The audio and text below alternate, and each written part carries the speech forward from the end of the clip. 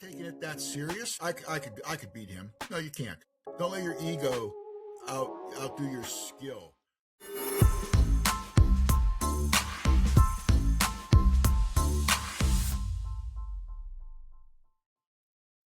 Hello, everyone, and welcome to the Blue Line Voice Blood, Sand, and Smoke podcast.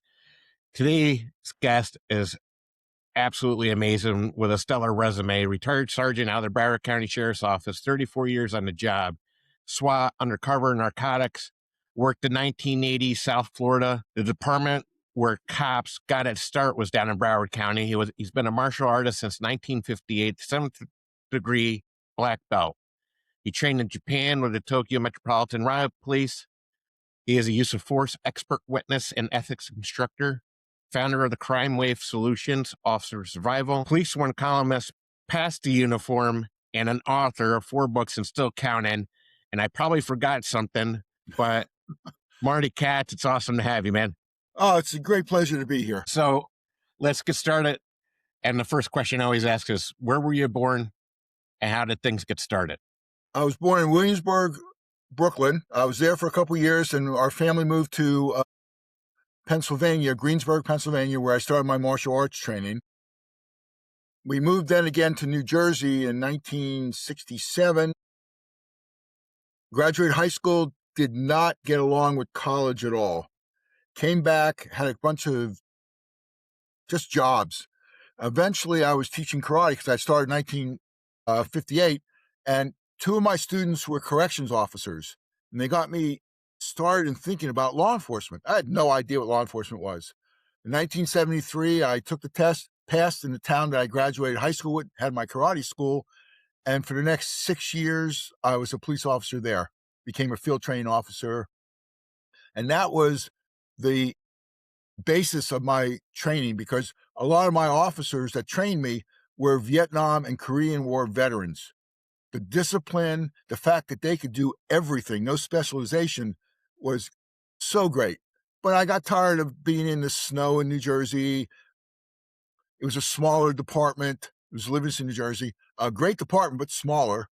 And I decided to try Southern policing. And in 1981, I went to Florida. So walk us through the martial arts. How did you get into, in 1958, how did you get into that? I got punched in the face. And it was like some kind of baseball game or softball game. I got punched in the face. It was embarrassing. And at the time, there was a martial arts school in the town I lived in. Also, there was a judo, which was a little more popular than karate back then, taught at the YMCA. So I used to go to the YMCA and we used to train. And the way we learned how to fight was in the jump circle in a basketball court. We weren't allowed to leave that circle. You had to defend yourself. So I was learning karate and judo at the same time, and eventually karate won out, and I became obsessed with it. And I went to everything I possibly could, all the instructors I knew in the area. Everywhere I moved, everything I did was always martial arts based, and it just became me, synonymous with me. So you were in New Jersey, and you wanted it out. So you moved down to South Florida into Broward County. What was that transition like for you? When I went to apply for Broward County in 1981, there wasn't an opening. So I went to the city of Coral Springs, which was a bigger city than Livingston, but I got to learn about Florida law, kind of like walk my way in. And I was there for 3.5 years. In 1984, I went to the sheriff's office, and from there, my career just took off. It was one of the largest agencies in the country, fully accredited through CALEA, 6,000 employees. It was just the cutting edge of so many things. And it was just amazing to be there. I just took advantage of everything. Do you remember your first assignment walking into Broward County? Yeah, I was assigned to, we took over various cities in Broward County. So we would incorporate their city. And I started working in the southern area of District 1, which is right next to the Miami-Dade line. And we also were out west in the Everglades. So my first assignment, I'd go in my car and I'd drive and I'd get lost in the Everglades. I had no idea. The radios didn't work sometimes. It was very archaic back then in 1984. So I was there for a couple months and someone wanted to trade with me to another district. So I went to District 4, which is the city of Lauderdale Lakes, which also happened to have the Bureau of Training in the same building. And that was like I took the genie out of the bottle. It was great. I started teaching right from day one because I was already teaching martial arts and I was a field training officer before. And I just took all the high liability courses. I just trained like crazy and we kind of meshed from there. What do you think that the streets taught you that the academy couldn't, especially down in Broward? Well, it taught me that when seconds count, help is just minutes away. You have to be your own survival. You got to learn crazy handcuffing techniques because you might walk into a place and have to arrest 4 people with 2 pair of handcuffs. What do? It taught me that no matter what happens, always tell the truth. Even if you lose the case, no one was going to take away my job, my freedom, my pension. So I just said, okay, I'll do what's right. And I learned how to work the street. I learned about command presence. I learned about talking your way out of things. If I could sweet talk someone into handcuffs, that's better than doing a use of force report later that may get looked at negatively. So I learned how to be self-sufficient. Kind of like verbal judo. Exactly. You mentioned just a little while ago, you going into the cities. So Miami-Dade. So would you work alongside those various agencies when you guys went into the cities? Sure. When I worked in undercover narcotics, we were kind of like crazy. We went everywhere. Everywhere drugs moved, we did. If we would do a drug bust on a bus and the person was going to New York City, we would call DEA and work out a substantial agreement so we can go up there and do the drug bust in New York with these people and they can do the jail time up there. So we worked very, very well with surrounding counties, with DEA. Like I said, we took over almost every city except Fort Lauderdale, Pompano. Yeah, it was interesting. It was just really, we had a great rapport with everybody. So the 1980s, and I remember this, younger folks may not, but that was the crack epidemic. Yes. So you were right in the heat of that. In fact, we taught DEA how to do interdiction on buses and trains and planes. We would do crackdowns on the weekend where we'd arrest hundreds of people. But we were ground zero for the crack epidemic in America. So so you guys were doing the bus and everything. Were they manufacturing the crack in Broward County, or how was that? How was that linkage up? There was one person driving around with a van that was a mobile crack lab, and they would drive around and they would, make it and deliver it, sort of like a roach coach kind of thing. No pun intended on roach coach. Also, we put out a video. We arrested a dealer, and this woman made a video on how she makes crack, and we had that available for other departments to look at. So we were pretty much definitely ground zero for all that going on. And you were explaining before we went on the air about how you guys would do back then, do your search warrants and do your raids. Can you walk us through that a little bit? Sure. We did the first crackdown. It was televised around the world. What we did was we arranged a bunch of search warrants. And the first thing we did was we swept the streets for anyone loitering.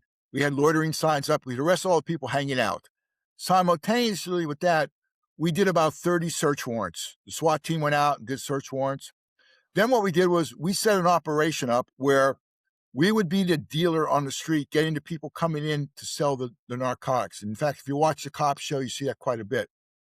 We'd have an undercover officer out there as a drug dealer. The person would pull up in the car. They'd make the deal. The undercover officer would remove his hat, and we'd sweep in and arrest the person. We had a couple cars to block them in, both unmarked and marked cars. And then we'd go into the crack houses that we took over, and we would use that as a operating center to process the prisoners, and our detention unit would be there to take them to our jails. It was a very smooth operation. We had a lot of the PCs that were written ahead of time because all the stuff was standard. Just got to add a name, what we did, and add what made this case different from the other one. And it worked out really well. The TV show Cops, that was, correct me if I'm wrong, but I believe Broward County was like the launching area for, We were the first one to do it. And it covered a wide variety of things that we did. And a lot of my friends were on it. I was in the background a couple of times because I was working SWAT narcotics, so I couldn't be out in the front. But it was a different way of showing what went on in the street. It's like a ride-along that you could, you watch the world through the windshield of a police car. I was always shocked that the cameraman could keep up with the chase. They were You in know, pretty it, good shape. Yeah, they were pretty pretty good cool. shape. Well, I guess you have to. You're doing that. How did you land undercover? I was working patrol, and I was on SWAT, and I went to a street crimes unit, which is like a plain clothes working. And my partner that I worked with for many years went over to organized crime. We both taught firearms. We were pretty tight, and there was an opening, so I put in for it. And next thing I know, I was in the interdiction unit doing buses, trains, and planes, looking for drugs going out of the state and all the money coming into the state. So that's how I kind of went in, because someone in there knew what my ability was, and when I put in for it, I got it. How did you maintain yourself in undercover? One is you have nothing on you that looks like you're police. I grew a beard. I had unmarked sports cars. Even the weapons I carried a Beretta 380 Model 84. So it wasn't really like a police gun if you're pat down somewhere. We always had pagers back then. There were really no cell phones then. We would go and hang out places, just look for what my partner and I would drive down the street. If we saw something going on, we'd get involved, and we had a radio in the car, a walkie-talkie. We had our set programs. We had bus schedules, train schedules, airplane schedules. So we could go there and look at people, their mannerisms, watch how they move. We also were watched constantly by defense attorneys to make sure we didn't violate anybody's rights. So everything we did was approved by the courts, how we approach people, our conversation we had with them. And also, since I was a former SWAT guy, I was always working out. So we'd play racquetball between drug deals or something and wait for the pager to go off and then go do the deal and go back to playing racquetball. You mentioned defense attorneys always watching. So were they like simultaneously coming out while you guys were out, or? Well, a lot of times, like let's say we're doing a bus interdiction. The bus would pull in. We'd have maybe 10 minutes to do 4 buses going north out of Fort Lauderdale. So we'd go on the buses and identify ourselves in plain clothes. All we would have would be a green Broward Sheriff's Office raid jacket. We would introduce ourselves, no guns visible, show our badge, tell them they had a right to not talk to us, and ask them, is that bag theirs? If it wasn't their bag, then it was found property. We could then take it and search it. People would have their arm linked on a bag full of cocaine, like 3 or 4 kilos. That's not my bag. Okay, fine. So, we made sure that we followed the law, what the Supreme Court did. In fact, one of our cases went as far as the United States Supreme Court, as far as to stop and talk to someone. We never blocked their egress. We never made them stay unless they were under arrest or became suspicious. We'd have a drug dog outside the bus that had such a great nose that it could pick up 1 marijuana reefer outside the bus. So we had it down pretty pat what we were doing. When you mentioned stop to talk, is that more like Terry stops? Yeah, but it wasn't a suspicious thing at all. It was random talking to people. And Right. if they said they didn't want to talk to us, we just moved on. There was no need to get involved and make bad case law. Right. Yeah, you don't want, that's right. Don't make yourself case law, right? Right. In the 1980s, there was a lot of drug trafficking coming in through South Florida, and that I have seen a lot of shows and read a lot about the narco trafficking with aircraft, boats. Yeah. So was that was in the Broward County area as well? Sure. There were landing strips out in the Everglades where drug planes would come in, and either they would drop their load in the Everglades itself, or they would land and be unloaded there. So there's a lot going on back in Florida in the mid 80s with the drugs. How close did it ever get to going sideways when you were undercover? Not that much. We kind of were pretty good at what we were. I mean, there were some times where things would blow up. It would be physical confrontations. We used overwhelming force so that, especially on SWAT, where people could have guns in their holster and they wouldn't even have time to draw them. So we trained very much what we did. We had a very large organized crime division, very proficient SWAT team. So we were pretty good at what we did. So there wasn't that much of a problem. You like to teach law enforcement. It's a passion of yours. Yes, sir. Yeah, and you're still teaching. So what gives you that drive? Why do you still do it? Well, I was fortunate. I had a field train officer who probably looked like Malloy from Adam 12. He was phenomenal. He took an interest in this little kid. I was 21 years old. And when he moved on, I got his patrol division, his patrol area. He took a lot of time in teaching me how to be a policeman. I was a 21-year-old kid. I had no idea what I was doing, basically. I just took a job because it looked pretty cool. The weapon I had was a 6-inch 38 revolver. I mean, there was nothing high-tech about it, but I learned. And he took the time, and a lot of the other guys took the time to groom me, to take me through when I had a mistake, learn to be devil's advocate with reports. So every paragraph linked to the next paragraph so you could build the case, not to worry that it's personal, always tell the truth. Doesn't matter where it goes. As long as you tell the truth, you're good. So I decided to give back. And I realized that everyone I trained could eventually be my backup. So they better be the best they could because I got to rely on them.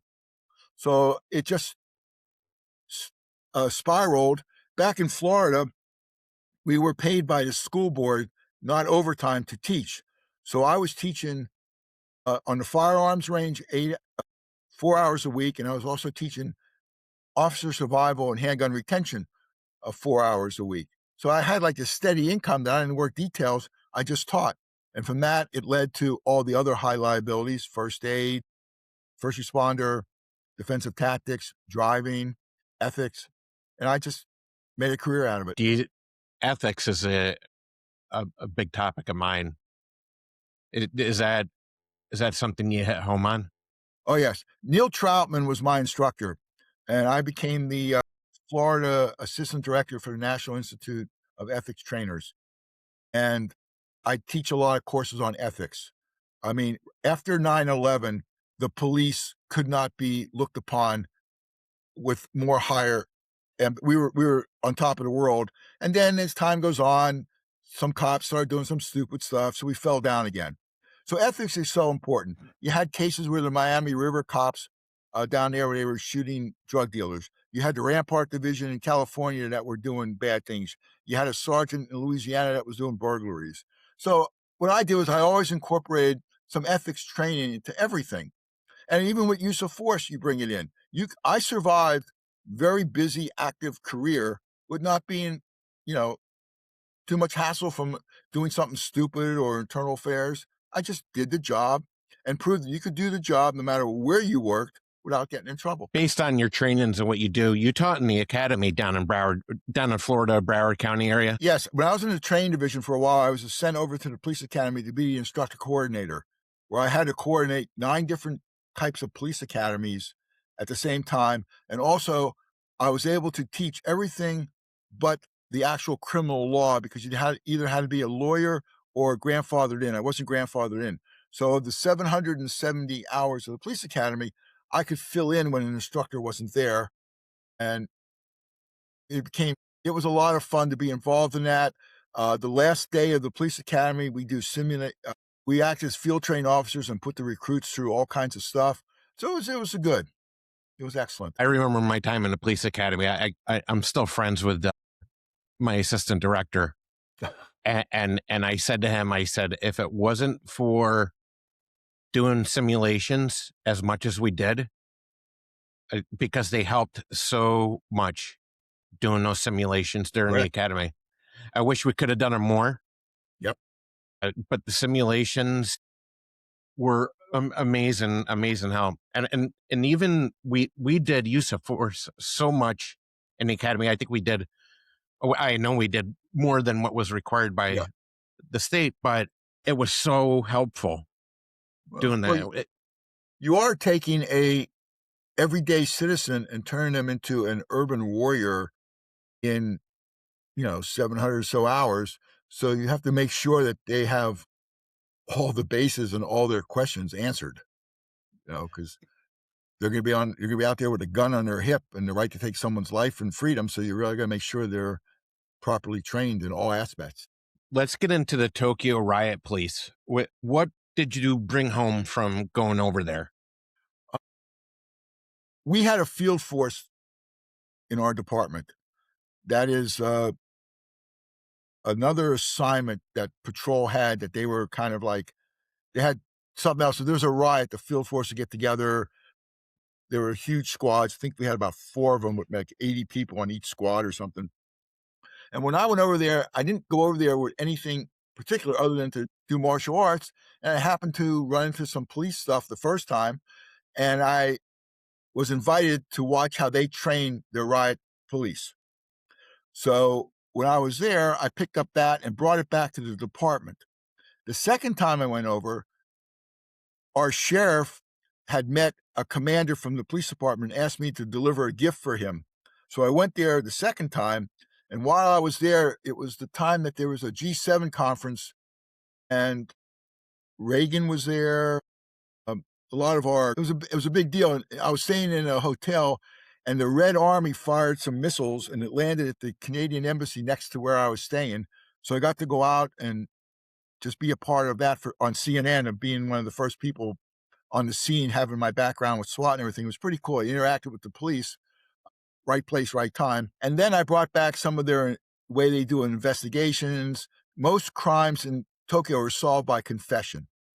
In fact, there's very little crime there. If you left your wallet on the street, it would probably be returned to you with your money in it. So it's a whole different mindset.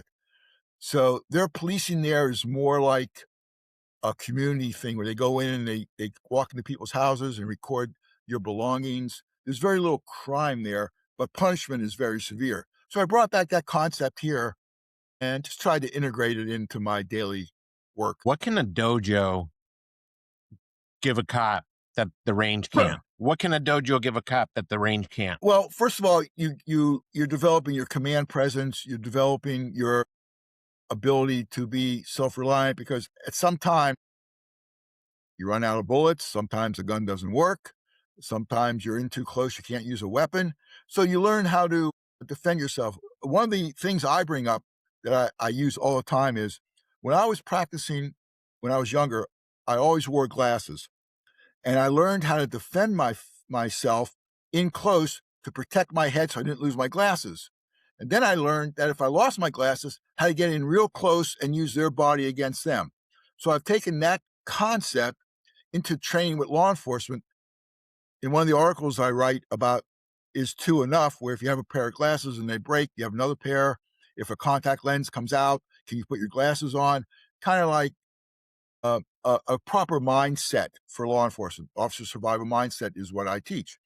So I've taken the concepts I've learned in the karate school, where you're the one on the floor, there's no backup, you got to make it through to the next level, and brought that into policing. You have spoke about training, and you chased everything that you could for training, and you teach it. So why is that? I guess that would be a message for the audience and the law enforcement officers out there. Why is training so important? We know why it is, but for those that may think it may not be. Well, a couple things. One, if you worked for me when I was a patrol sergeant, you'd have to know where everything was in your trunk of your car in the dark. Because if you're on a perimeter, or you're somewhere where you can't have light and you need something, I learned that from SWAT. You know where everything is in your car. You know where everything is on your belt. You train so that you never get it wrong. Not that you get it right, that you never get it wrong. You don't have the luxury, because most police work is action versus reaction. You're playing catch up. So you have to have a clear mind, not be worried, not have problems from home, don't worry about getting your ass chewed by the chief later on. You have to survive that minute. And that's where training and mindset comes in, where you are out there, you are visible. You don't know what's hiding in the shadows. You don't know what's around the corner. So you have to be aware all the time. You have to control the scene by your voice, because if you pick up your fist like you want to fight, you're not going to, if there's 10 people, you're going to have a problem. You got to sweet talk people into things. You have to create people. You have to be so articulate, and you have to say things. I said things that, here's a perfect example. I was in a meeting with a homeowners association, and a robbery went down 4 kids.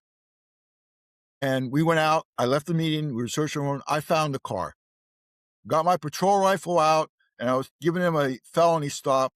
And I was saying things that the neighborhood was not very happy with. It was a black-white situation, and they were getting kind of upset, and other cops had their guns out, and it was all said and done. I went to the parents and said, I said those things because I wanted the kids to be shocked so they would be alive for trial. All these young cops out here with patrol rifles and guns, I don't know what all their skill is. They might have done something to shot. Who knows what would have happened? But your kids are alive to go to court. So they kind of thanked me. Could I do that today? I doubt it. But this was back in around 2006. So I led by example, like being able to talk my way into where I wanted to go. And that was kind of like the hallmark of my officer survival mindset course, becoming a 15th century samurai in a 21st century world. If you had the opportunity to, well, let me back up. Do you still go into academies throughout the country or no? Not as much. I'm more writing now my books as opposed to teaching. Also, I found that my way of teaching somehow doesn't go too well with some of the upper command now. They're kind of hesitant about doing certain things that we did. I mean, times change. I understand that. Times changed when I started. Times changed when I left. So if someone wants to learn, I will teach them. But departments aren't jumping on board like they used to. Who knows why? I don't waste time kind of exploring that. That's for other people to do. I'm all about accountability. I've taught people how to work with the body cam so you can get the camera to work for you. I just realized that if someone wants to learn, the teacher will be there, but it's not as popular as it was before. That's why I'm putting everything into book form, so maybe then the individual officer can get the book as opposed to waiting for the department to come forward. You mentioned body cameras. Yeah. And for me personally, I thought it was the greatest thing since sliced bread. In fact, I think it was 2013 or 14, the agency I was working for at the time, we didn't have body cameras. It wasn't a work in process type deal. Yeah. So I went on Amazon, but there was an incident out in the Midwest that was very publicized on the media. And I was like, you know what? I'm going to see if I can get a body camera. Mm-hmm. And I did. I think it was like $65 back then on Amazon. It was like a little lapel that I wore on my vest. Yeah. And I tell you, and I was the first one in the county that was wearing it. And I remember, backup would show up and be like, is that a camera? Mm-hmm. And it was almost like a shock, like, oh my God, he's wearing a camera. And I knew myself as a police officer, like I always treated people the way I wanted to be treated. Right. I wasn't an a-hole. Most times I wasn't. But there was a time and a place for everything, right? That Yeah. the presence and the command and having to articulate yourself and work yourself through situations, you have to use your voice. But and I didn't have a problem if I cussed on the camera. It was what it was. You know what I mean? Yeah. It's who I am. It's how I handled the situation. But I loved the body camera when that thing came out. And I bought my own, and I'm wearing that thing, and it just painted a story. And I could go back to that, and it helped me with my reports, Sure. and it helped me with my use of force if there was any. So I really enjoyed having a body camera. Were you down in Broward County? Were you in the phases of body cameras or no? No. But later on, what I did was when I ran for sheriff in North Carolina, one of the questions came up, and I said that I'm all for body cam, even though it shows only one dimension. If you learn to work with it, if you learn to use it to your advantage, like you learn to use any other tool on your belt, if you learn to use your words to your advantage, it could be great. It could be the difference between win or lose. I mean, like you said, for use of force, it's perfect. Just remember you're on the body cam, and remember that the body cam the picture is not the whole scene. It's just one aspect of what's going on. And if you learn how to integrate that one aspect into your case or your report, yeah, you're going to be successful. I think also body cameras, that comes back to the ethics part and Uh-huh. accountability, right? And still, unfortunately, we still have a few bad apples in the bunch that forget that they have a body camera on, which Oh, is yeah. utterly surprises me Yes. sometimes. Well, that goes back to the do you have 20 years experience or 1 year experience 20 times over? That you fall into that category when you talk about that. When you were mentioning your training and field training and officers needed to know their car in the dark, Yeah. uh, down in the state of Florida, there's a lot of take home cars. Oh, yeah. So was Broward County one of those agencies that was a take home? Let me tell you a little bit about Broward County, what makes it so unique at the time. We had take home cars. No matter if you were a certified officer, you had a take home car. And plus, we had a bunch of other cars used for undercover work. But I could set up my police car the way I wanted it to. I would go and have other lights put on. I have all kinds of things. We had radios in the car. We had CBs. We could really do whatever we wanted with the car within policy. Uh, every 3,000 miles, they were changing tires. It was fantastic. You could take the car if you lived in Palm Beach or Broward County or Dade County. So you could try. At one time, you could take your family in the car. They decided that was a bad idea. But you could use the car as long as you had on appropriate clothing, had your radio, your badge, and your firearm with you. You can use it to go shopping, whatever. Cars are out there all the time. One thing I want to bring up that made Broward County a really unique department. Our firearms policy was we had a list of firearms, and you could, as long as you qualify with that firearm, you can carry it. They would provide the holster and the magazine or speed loader pouch. So I went through, over my course of 23 years with the department, about 7 or 8 different duty guns that I would try out and have. As a firearms instructor, I'd go to the range, practice with it, and I'd carry it. And they would give me the holster, and they would give me the loading device pouches or whatever. So that made it really unique. Plus, we were allowed to carry a second gun. So I always carried a Model 60 on my ankle almost my entire career. They also allowed us to have patrol rifles and shotguns. So yeah, I thought it was just a wonderful opportunity, and it was all in my take-home car that I went out in the morning. I got in my car. I'm good to go. I lived out of county. I drove to the county to where I patrolled, and then drove home. It was great. They provided the gas, and it was a very great service, and it kept morale very high in the department. Agency I retired out of, we didn't have take home cars, but we had, you'd have to drive to work and then you would have a vehicle that was assigned to you. Yeah. Okay. So that was the great thing. It was like you knew you weren't sharing a patrol vehicle with somebody else. And you would come into work, you knew your patrol vehicle, that was your vehicle. Yeah. And the same thing, we couldn't go crazy of, doing alterations on the interior or whatnot, but you could set it up to your liking. And you knew where everything was. Where there was agencies that I did work for that we had to share police cars. So, I mean, that was somewhat difficult. That's the worst. Yeah. Yeah. You get a shotgun and you have French fries down the barrel or something. It was really Yes. nasty cars like that. So I'm really glad I went to an agency with a take-home car. Common sense self-defense. What is that? You know, I took the martial arts philosophies and incorporated in police work.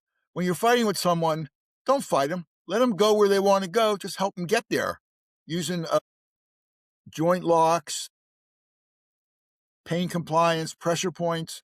You're not in a fight. There's no weight class out there. There's no referee out there. And every fight a police officer gets into, there's always at least one gun present, theirs. And if you lose that gun, you're dead. So you use common sense stuff. You learn how to end a fight quickly and move on.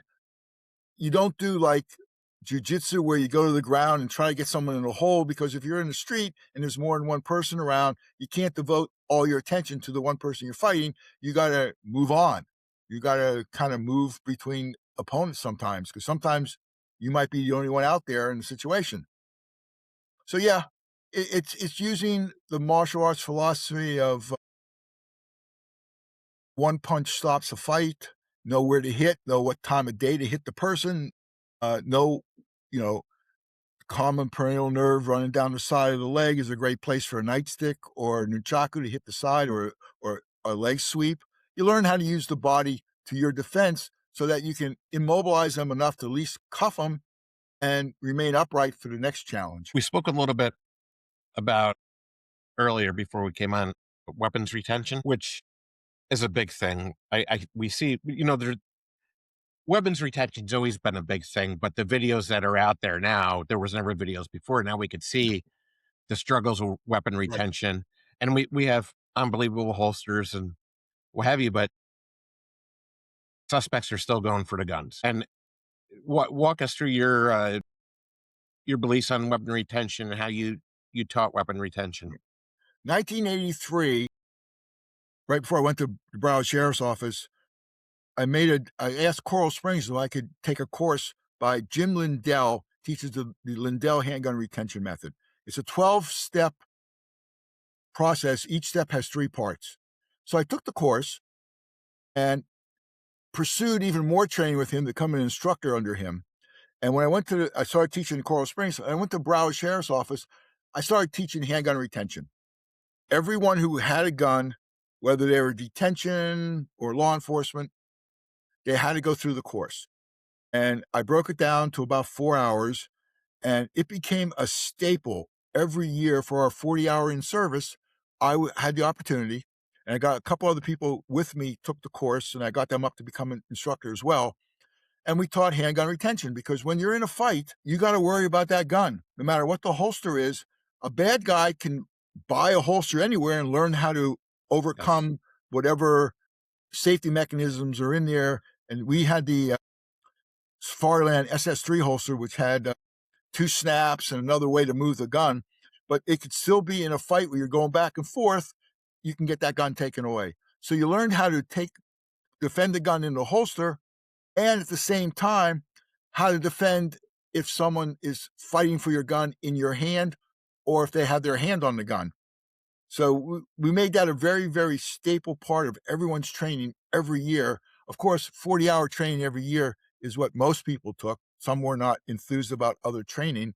I found a way to help people around that on my shifts by offering incentive if they became deputy of the month or if they did well. I thought everyone should go to at least 1 course a year for advanced training on a department's dime. But we taught the handgun retention and made it mandatory. And I have to say, success rate is, I don't remember anyone had a gun taken away. So I feel pretty good about that. I remember it was around 2010, I had a fight for my life. And long and the short, come to find out, the suspect knew jiu-jitsu. And I only knew a little bit about ground fighting, and it was 10 minutes. Now, 10 minutes. That's a lifetime. You're gassed. But during that fight, he was able to get, and we're on the ground, right? Mm-hmm. So he was able to get everything off my gun belt, everything. Wow. My radio, my mags, my handcuffs, shit went flying. But I do remember during that fight, he was feeling, right? And he's grabbing, I was a lefty, and he's grabbing on my left side. He's like, give me your effing gun, give me your effing gun. And I'm like, I was so determined at that point. I'm like, what? I'm going home. Like, this guy, he's not getting the gun. I could tell you. And I fought like hell. But it just brought back a memory when you were talking about weapons retention.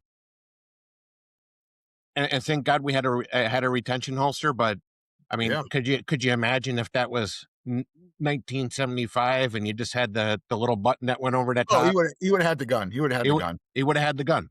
Yeah. So what is the biggest mistake in survival training, you think? Not taking it that serious. Saying, oh, I could beat him. No, you can't. Don't let your ego outdo your skill. I mean, I know what it takes to survive. I would carry 2 auto knives, 1 in each back pocket that I can get to. I learned all my equipment on my belt was set up for survival. My mindset was, I'm going home. I'm going to end this quickly. I'm going to overwhelm them with techniques, and that's it. I'll take my choice. And I learned how to write a report to defend myself if I had to. I learned how to use the law to my advantage. That's what you need to do, and that's what newer cops have to learn how to do that. Not to go out there with all that heavy gear on and how they look now. They all look like they're Delta Force, which you may need that equipment. We didn't use it. We didn't need it. We survived rougher times, I think. Back then in the 70s and that, you had very radical groups that were actually throwing firebombs at cars. We taught to roll the windows up all the time. I mean, we had some serious problems during the Vietnam War era as a police officer. That training still works good today. Unfortunately, some of the bosses higher up are not on that mindset of living through those years. I look at people that became a cop like in 2004. Now they're commanders. I mean, what kind of experience do they have? I don't know. So I'm not really criticizing. I'm just saying that I know what I had to do and I know what works. So I'll stick with what I do because it seemed to work well for me. You're right about when you were just speaking about that, and I'm thinking as you're speaking, what you do on the street, your use of force encounters, and your report writing, it's all about articulation. I think that's one word in law enforcement that we don't use enough as articulation. And why did you do what you did? Okay, here's something I did. I was assigned to the Pompano Beach District in Broward Sheriff's, which is their largest patrol district, and an opportunity to be a tactical sergeant, detective sergeant, patrol sergeant. And as a use of force instructor, I had next to my desk, a use of force chair. We'd have so many reports every night of use of force. I'd have the deputy come in, sit down, and we would go over it. I let them know right then or there if their use of force is going to be, they're going to get deputy of the month or they're going to have an IA complaint. And I let them come in and we talked. And because I was kind of like, I don't know, say radical supervisor, I was more a progressive supervisor. The use of force chair concept worked very well. That we would talk it out, we'd explain it so that, and they would learn how to write the report. That they have to, if you write something, you have to be able to defend it. You don't write something that's untrue and then try to struggle to defend it. Just learn how to write it so that it's true and how to defend it. I'm not telling you to make up something because the truth will always come out. Eventually there'll be someone with a camera somewhere. There'll be someone heard something. So stick with the truth. If you're wrong, you're wrong. You're right, you're right. But the use of force chair was one of the concepts I came up with that became very popular because the deputies knew going home that night, because everything had to be done before they went home, where they stood. So it kind of let show that a boss was in their corner. It's always good to have a good boss like you that would sit down. I wanted to be the boss that I could work for. That was my goal when I was starting out. If I could work for me, then I think I was okay. You hear a lot of horror stories out there. Yeah. But no, it's good that I'm sure you still have friends that you're still connected with that worked under you. Yeah. Yeah. Just from the rapport. Yeah. And the stories I write for Police One talk about some of the things I did as a supervisor to get camaraderie on the shift, different things that were outside the box thinking, because you can always think inside the box when you're dead, your coffin. So I tried to be creative as possible because I wanted them to have an exciting career, not just bored of patrolling the same streets, but to know that if they did something good, they were rewarded. If they did something wrong, we discuss it. If it wasn't fatal, just so they know what to do, that when it hits the fan, that they have resources. Right. It's common that you're going to make mistakes. Yeah. In law enforcement. I think it would be who to say that our mistakes, while we do make them, try to make them as minimal as possible, but also work through your mistakes because that's the only way you're going to learn. In my book, Pass the Uniform, I have a chapter. I had so many car accidents as a young officer that I went to every driving school available and became a driving instructor. So I basically took lemon and made lemonade out of it. I was told that if I have another accident, I'll never be in a car again.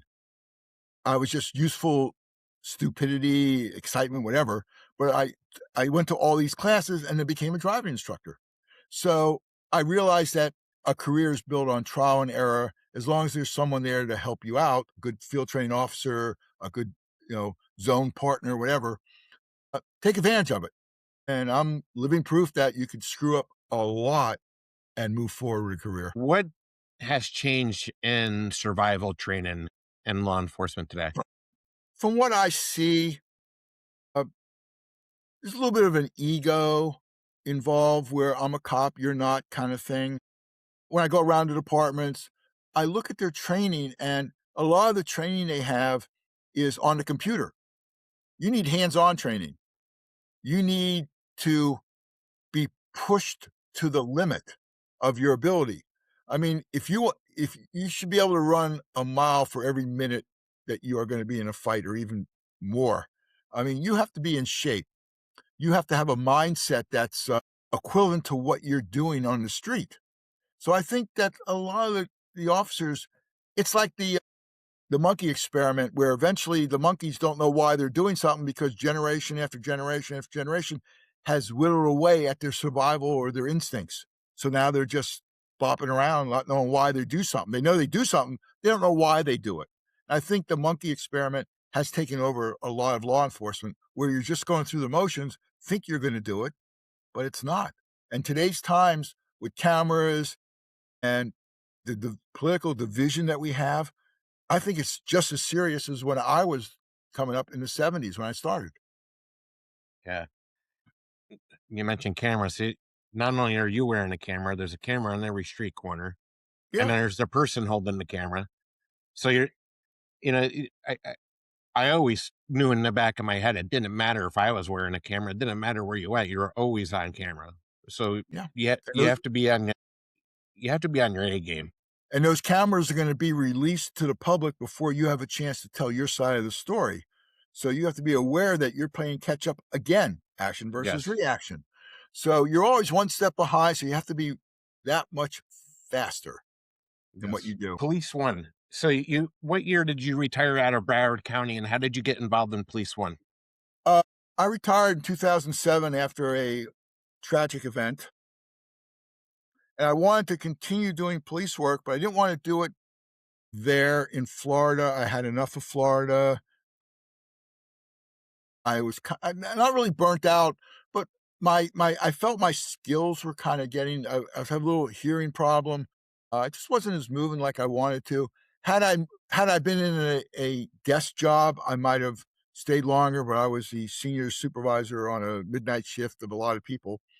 So I wanted to keep myself involved, so I contacted Police One, had a long conversation with Doug Wild, who was the, editor in chief, and I came up with the idea of Pass the Uniform as passing on the information, which then became a book, and I just started writing for them. Do you write monthly, weekly, I submit periodically.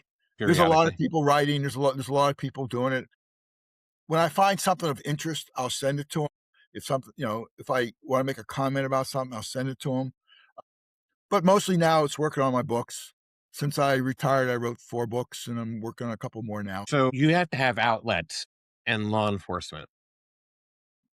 And what I mean by that, when it's your day off or when you retire, you need to have that outlet. You need to have something to keep yourself occupied and keep yourself motivated and keep yourself going. Because I think the worst thing anybody in the first responder community can do is to take a seat back in the sofa and watch TV and think Sure, everything's going to be okay. Our minds go so fast during our careers. It's amazing. And then when we come to full stop, and I think this goes back to you going into Police One, it helped you. It gave you that outlet to, I don't know, keep your sanity, guess. totally agree. I and my wife, we taught karate in Florida, and also kids, family life, now there's grandchildren. So, I realized that when you came home and took off the uniform, you basically go back to whatever life you were, that's your life. Police work is great, but your family was there before and your family will be there after. So make time for them. Don't be hyper vigilant. Don't take it home. Don't worry about something. Of course, When I ran a detective bureau, every night was lots of phone calls, go through cell phone batteries like crazy. But yeah, sometimes it is a lot of work, and sometimes you miss things because of, especially when you work narcotics, when drugs move, you move. Doesn't matter what you have, doesn't matter what tickets you had to a game or a sporting event or a concert, you got to do the job. But eventually, you find time to make everything balanced. How did you maintain yourself for all the years in law enforcement to stay sharp and stay on your game? I always played devil's advocate with what I did.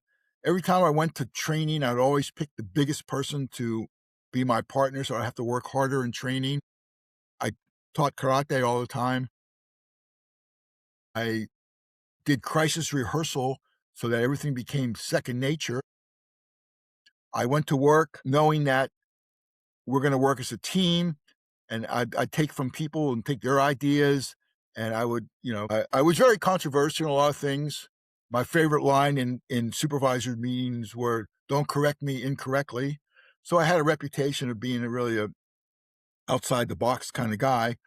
But that was my fun. That was my enjoyment, was to make sure that the person working for me could someday say, "I want to be a supervisor like him if I was a supervisor."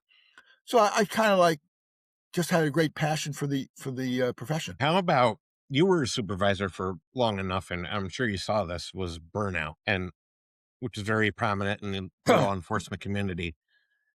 Was there signs of that when you had a deputy that was underneath you, where you would say, pull them aside and ask them, everything's okay?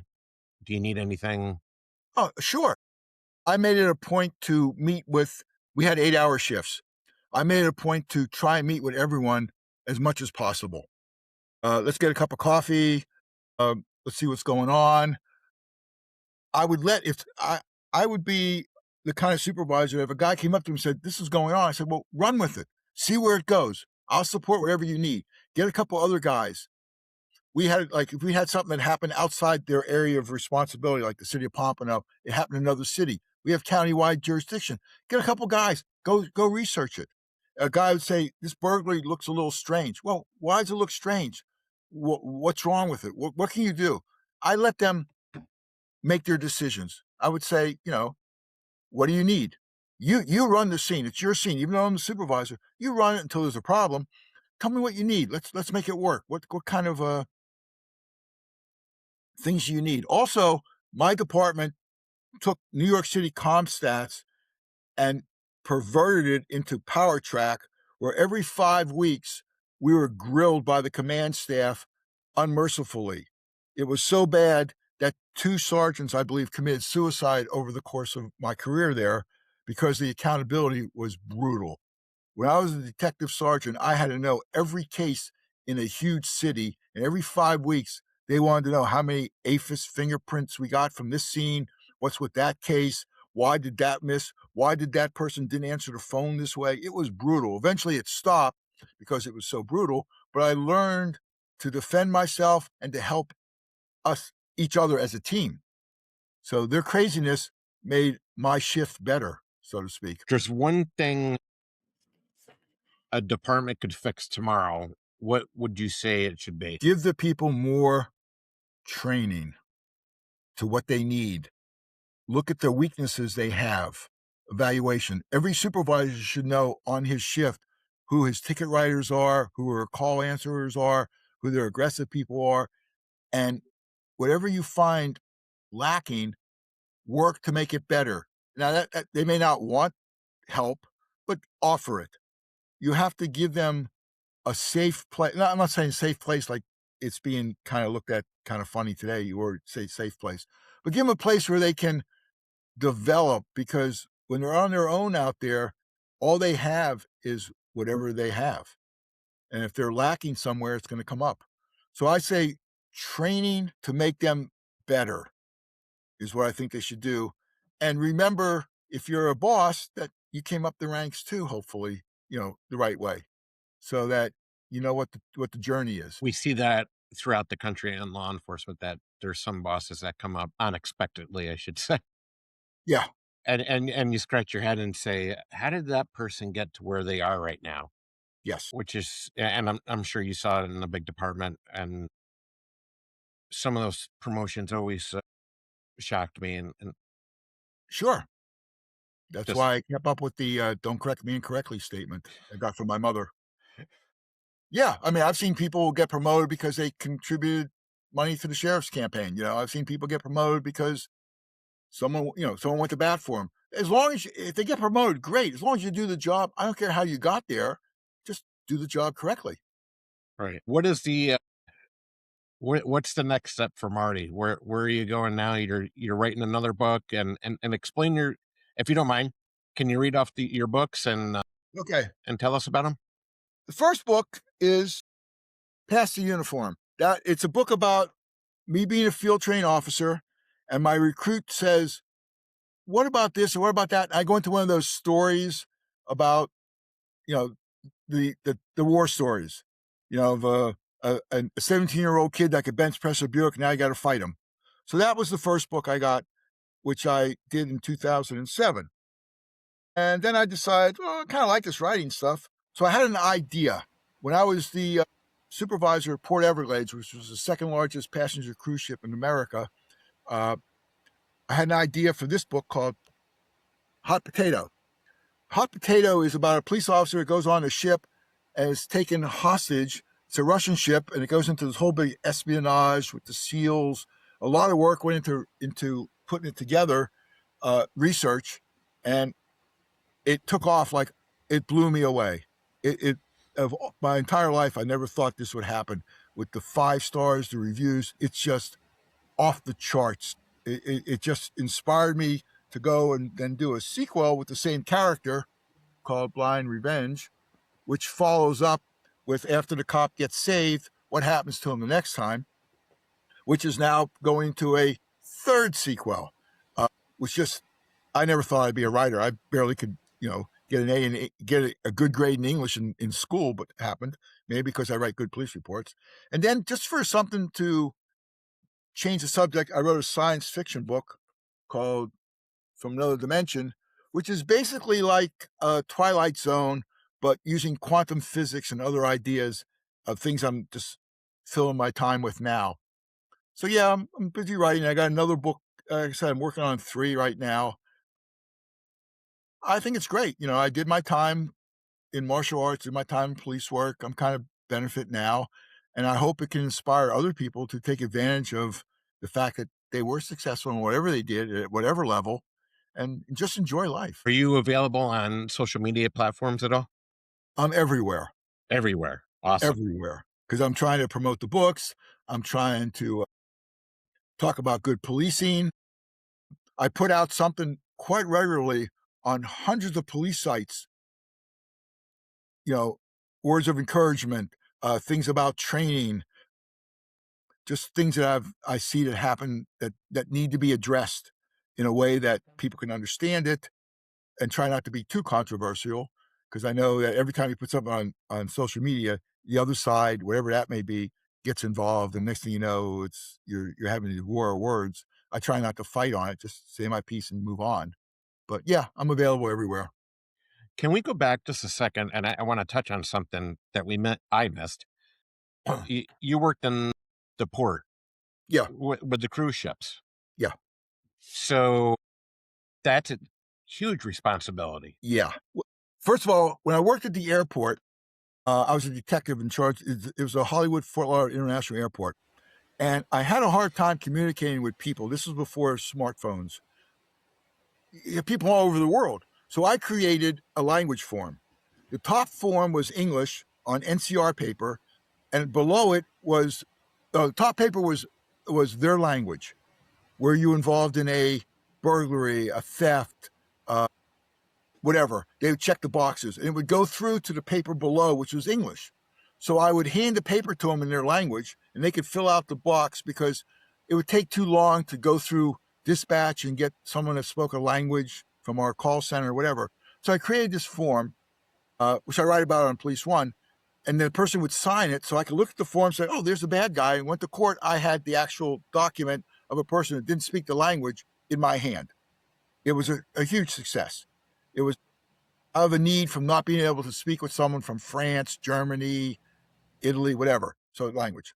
So then after that, I went to the port as the first supervisor. And that was during the first Gulf War.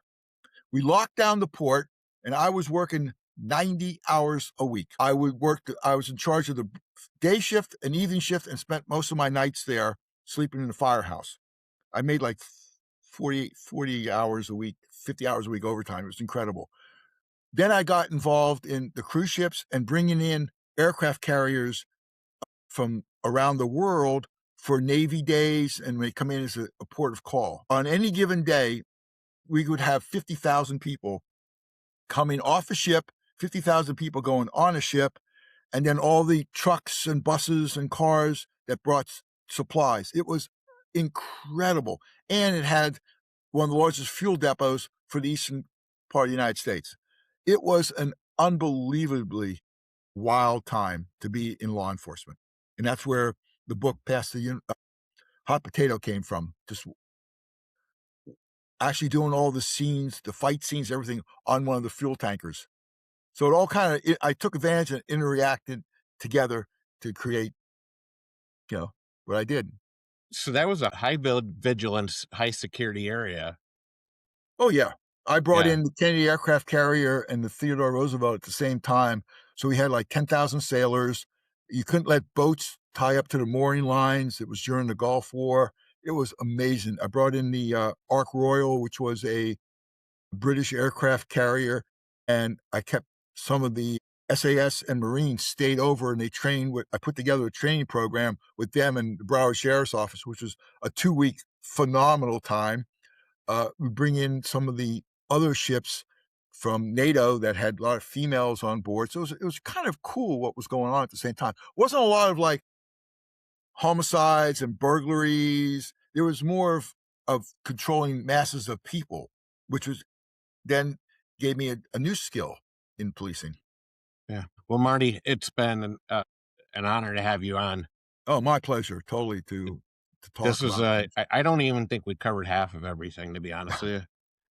I don't. Hey, I'll come back in the future. We'll go for part 2. We got to do it. We got to do a part 2. So if you just stand by, I'll be with you in a second. Okay.